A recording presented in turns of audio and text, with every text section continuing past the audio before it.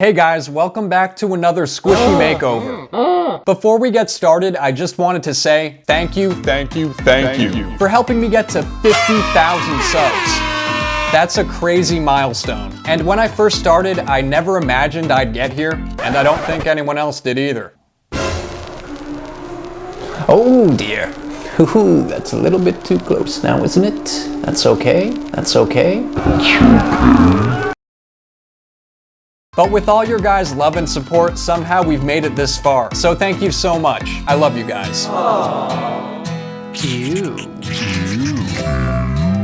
I wasn't really planning to do another Squishy makeover this month, mostly because they take forever, but I was really excited once I got my hands on this sad bear.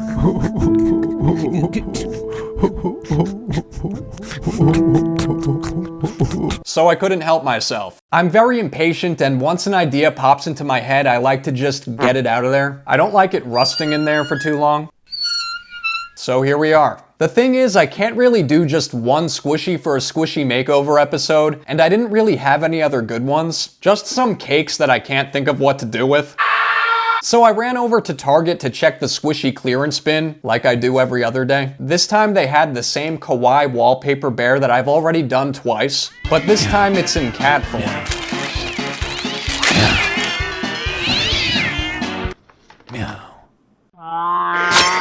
It's a cat made out of a million other cats.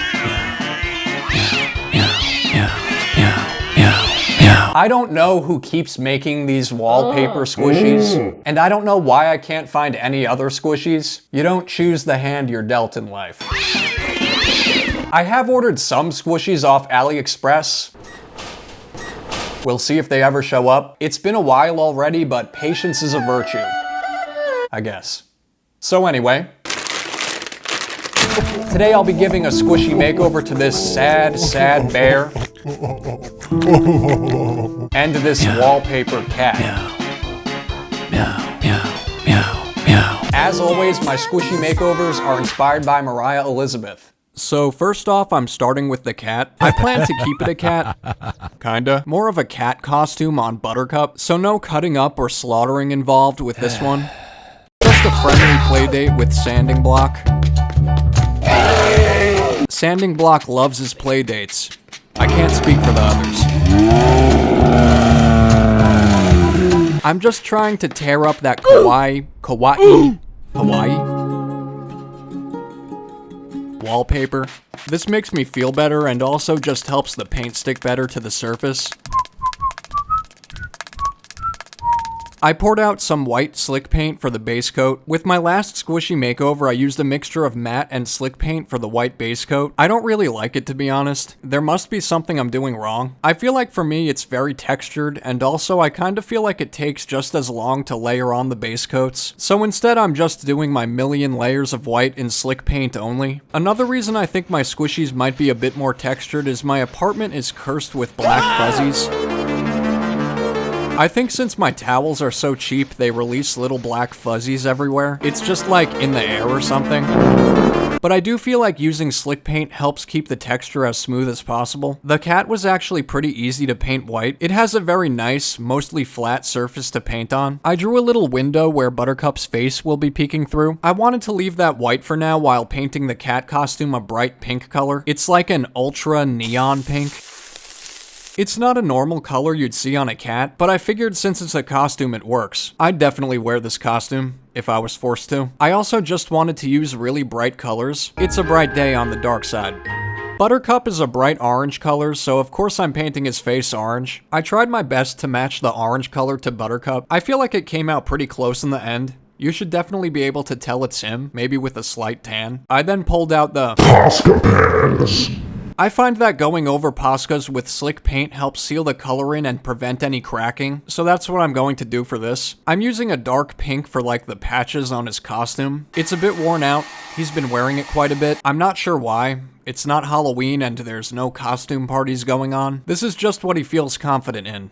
You do you. I then went around with some black slick paint to embellish the costume with some stitches, give it that homemade look. This little tie thing is going to be a zipper. It's in the process. Now I'm sketching on Buttercup's face with a pencil. I just wanted to plan it all out before going in with paint. I then went over it with some black slick paint and started filling it in. And then anywhere I use Posca, I just go over it with a layer of slick paint later on. I'm pretty happy with how Buttercup's face is turning out. I think I got it pretty close to how the original Buttercup squishy looks. I hope. I put a rim around his face just so that it's more obvious that it's a costume. I really wanted the costume to look a bit more silly, so this is the cat's little pink mouth. It's like the upper lip. Then I took some black puffy paint and booped on a little nose. Aww. The cat costume also has a little red tongue sticking out. Ew. Afterwards, I used white puffy paint to make some googly eyes. I guess I used a lot of puffy paint on the cat costume just for some added depth. I always do the puffy paint parts last because after you do them, you have to let them dry for a really long time. I just glob on the puffy paint, blow dry it for a little bit, and then let it sit for a couple days. You don't want to touch it for a really long time. I've done that after like a day or two, and sometimes it's just still wet. But I think it's worth the wait. I like the way the puffy paint looks. It adds something to it. You'll never have the sacred stone. Anyways, then I moved on to the sad bear.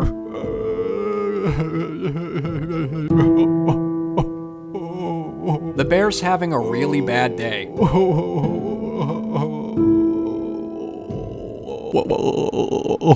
He's at the point where he's cried out all his tears and now he's just sitting there, slouched over, staring into the abyss.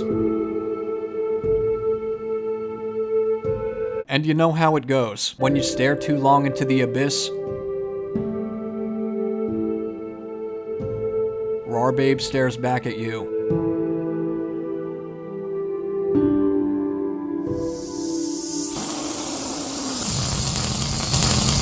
Here's the whole sad family. Sad bear, sad mama bear, sad mama bear, sad bird baby. Let's be serious. Sad bird baby.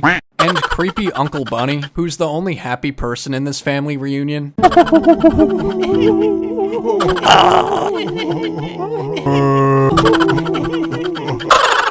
Just wait until I get my hands on that bunny. Good news for Sad Bear, though. I really wanted to turn him into my grumpy, lazy sloth character. Because, you know, why be sad when you can just be grumpy? In order to help him stop being sad, I cut off his ears. He doesn't need to hear what those mean people say. It's affecting him too much. I wanted to get the cut as close as possible. I even switched up my scissors to these little flamingo scissors I stole from my girlfriend's treasure trove of makeup. I saw her pull them out once. I knew they were in there. If you're new here and you don't want me to give you a little trim off the top with my flamingo scissors, you should consider selling your soul to me by subscribing to my channel and ringing that bell thing so you don't lose me on the internet. I post new videos every Friday. Once I cut off the ears, the rest of him looks perfect for my grumpy sloth character that I've been envisioning for months now. I made him as a jar, which I really liked, and a mask that we don't talk about on this channel. And now I'm going to try to do him some justice with this squishy. The bear also got acquainted with sanding block.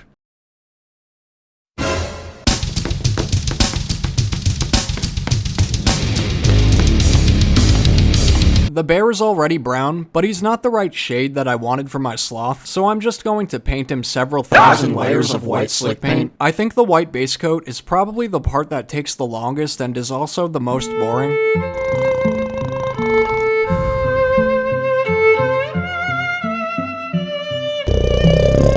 Squishies look like they'd be easy, especially when you watch a master at squishy makeovers like Moriah. Even though she mentions how hard they are to do and how much time they take, I don't think the reality sets in until you try them for yourself. Speaking from experience, I can tell you they're not easy. They're very hard to do and probably one of the most time-consuming things that I do. I'd say even more than my clay sculptures and doll makeovers. These squishies really take their time, and if you don't take your time, they'll turn out looking like a disaster.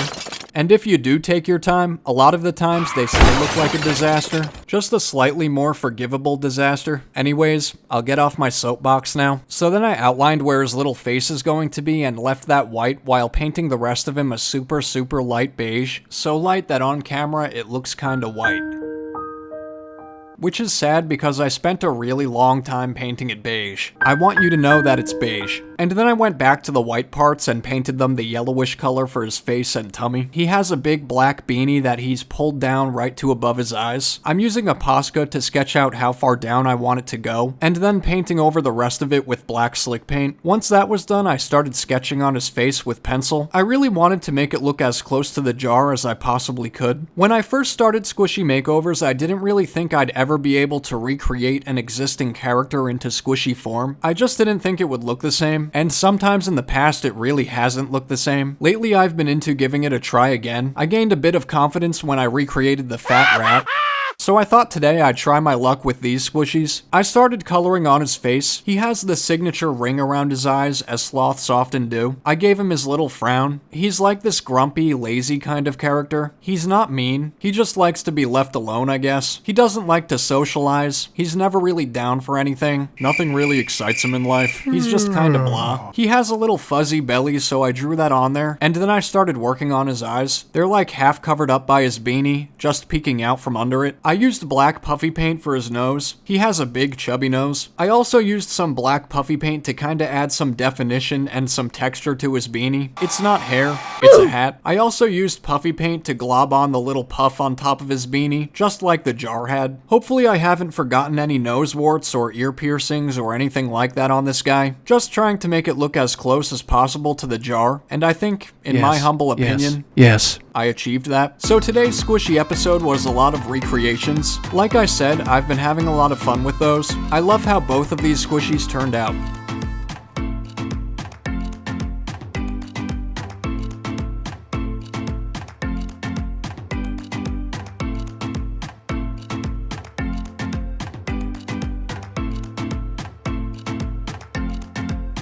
What's that? Is that the punk? Buttercup? My name's Buttercup. No way! Why the heck does he look like a cat?